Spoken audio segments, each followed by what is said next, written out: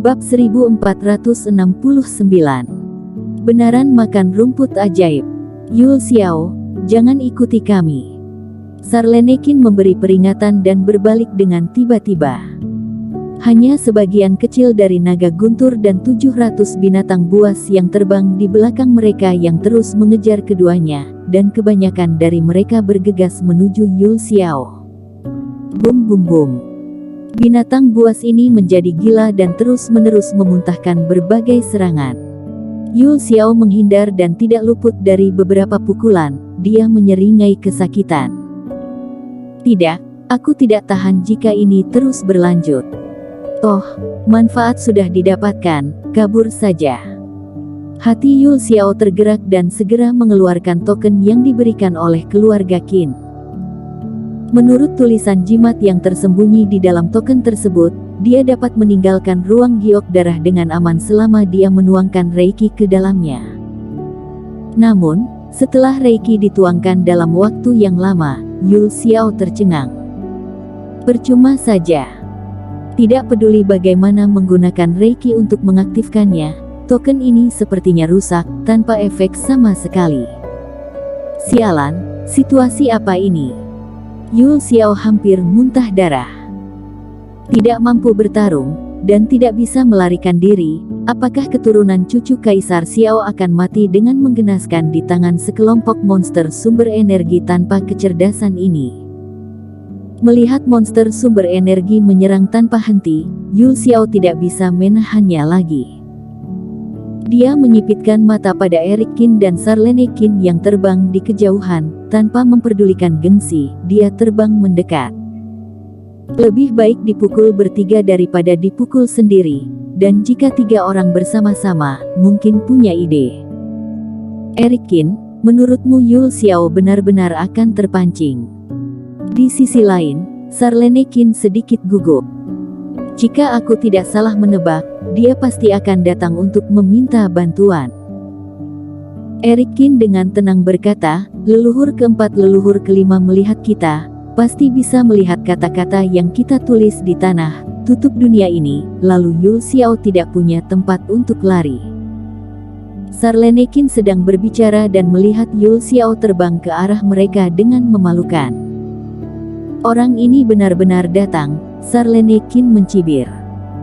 Kakak ketiga, kamu menjadi orang jahat nanti, dan aku akan menjadi orang baik, harus membuat anak ini memuntahkan semua hartanya. Kata Eric Qin. Jangan khawatir.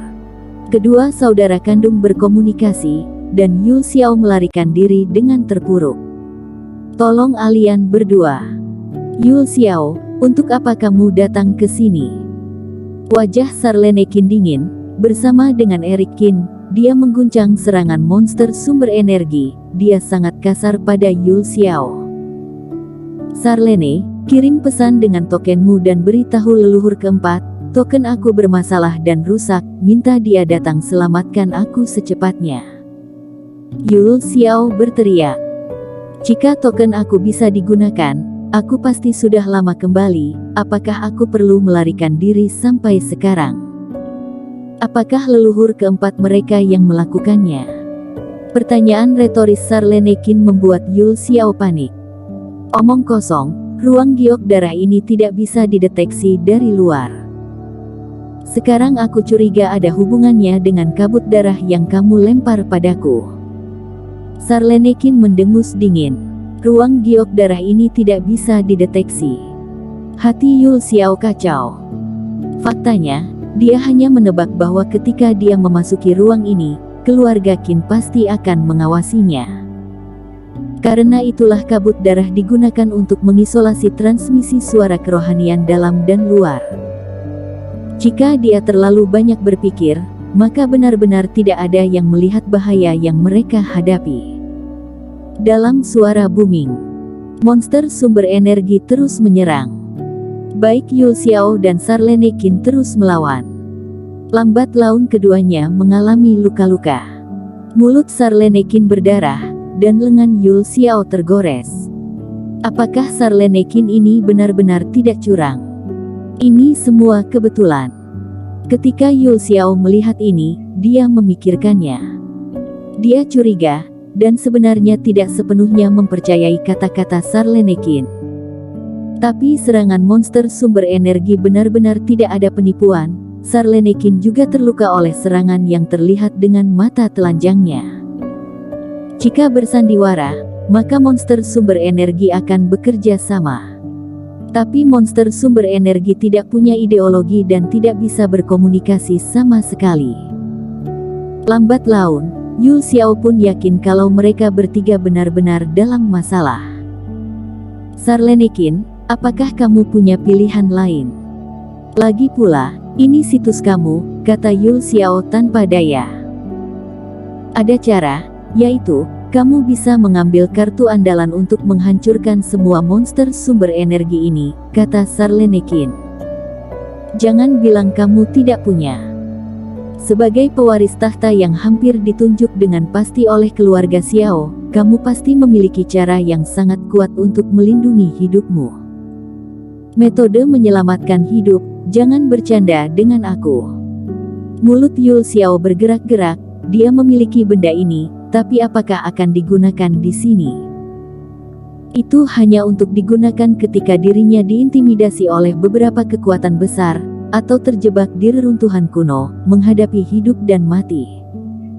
Terlalu boros untuk digunakan di tangan monster sumber energi fase transendensi sekarang. Selain itu adalah metode penyelamatan hidup terbaik yang dia dapatkan dengan memelas dengan susah payah. Sekali dia menggunakannya, dia tidak akan bisa mendapatkannya di masa depan. Dan jika orang-orang dari keluarganya tahu bahwa demi berurusan dengan beberapa binatang buas yang bodoh hingga menggunakan tanda penyelamat hidup yang diberikan oleh leluhur, tidak tahu mereka akan bagaimana menertawakan dan menyerang dirinya. Itu tidak bisa digunakan, kamu pikirkan cara lain. Yu Xiao mengertakkan gigi. Maka kamu harus mengembalikan apa yang kamu curi dari naga guntur. Aku lihat semua monster sumber energi mendengarkan instruksi naga guntur. Jika naga tidak marah, monster sumber energi akan mudah diatasi, kata Sarlenekin. Aku sudah bilang tidak ada, kata Yu Xiao.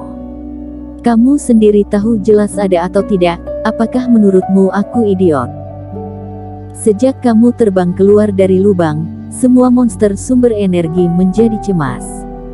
Sarlenekin mencibir. Kak Xiao, kakak ketiga, kalian berhenti berdebat, sekarang yang terpenting adalah menyelesaikan masalah. Eric Qin berbicara pada saat ini, tampaknya relevan. Kalau begitu Kak Xiao, apa kamu punya sesuatu untuk meredakan amarah naga guntur, milikmu sendiri? Kata Eric Qin tiba-tiba saat ini. Untuk meredakan amarah naga guntur harus sesuatu yang berhubungan dengan sumber energi guntur atau naga itu sendiri. Aku harus mencarinya, kata Yu Xiao acuh tak acuh. Kalau begitu berikan pancingan, ku dengar ada beberapa monster iblis yang selama kamu memberi mereka cukup manfaat, mereka akan tenang. Eric Qin berpura-pura berpikir, lalu membuang batang-batang akar. Akar buah petir. Yu Xiao juga mengenalinya. Aum. Naga guntur yang ada di punggung meraung saat melihat benda itu. Kilatan petir menyembur dari mulut, dan benda itu berubah menjadi debu. Sepertinya punyaku tidak bisa, Kak Xiao, jangan menyembunyikannya. Eric Qin mengerutkan kening. Yu Xiao tidak berdaya, paham bahwa kedua orang ini percaya bahwa dirinya telah mencuri sesuatu dari naga guntur. Tetapi Eric Qin berbicara dengan nada yang lebih baik. Memang, dalam situasi barusan, jika kedua orang itu tidak ragu sama sekali, maka justru ada masalah. Baiklah, aku punya sesuatu yang berhubungan dengan sumber energi guntur dan aura naga, aku akan mencobanya.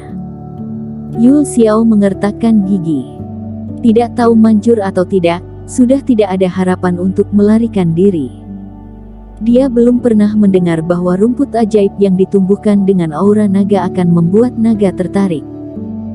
Cobalah salah satu, tetapi jika tidak berhasil, pihak lain tidak akan berkata apa-apa. Yu Xiao dengan enggan mengeluarkan rumput naga guntur dan melemparkannya ke belakang. Rumput ajaib ini memotong udara dengan energi guntur. Ketika naga guntur melihatnya, tiba-tiba matanya bersinar, seolah-olah dia telah melihat harta karun berharga. Dia menjentikkan ekornya, terbang dan menelan rumput ajaib dalam satu gigitan. Ternyata memang menginginkan rumput ajaib ini. Yul Xiao juga melotot, sulit dipercaya untuk sementara waktu. Tidak pernah dengar naga guntur menyukai barang ini. Tapi begitu Yul Xiao menghela nafas lega, naga guntur kembali meraung, sepertinya tidak puas dengan rumput ajaib itu. Bersambung.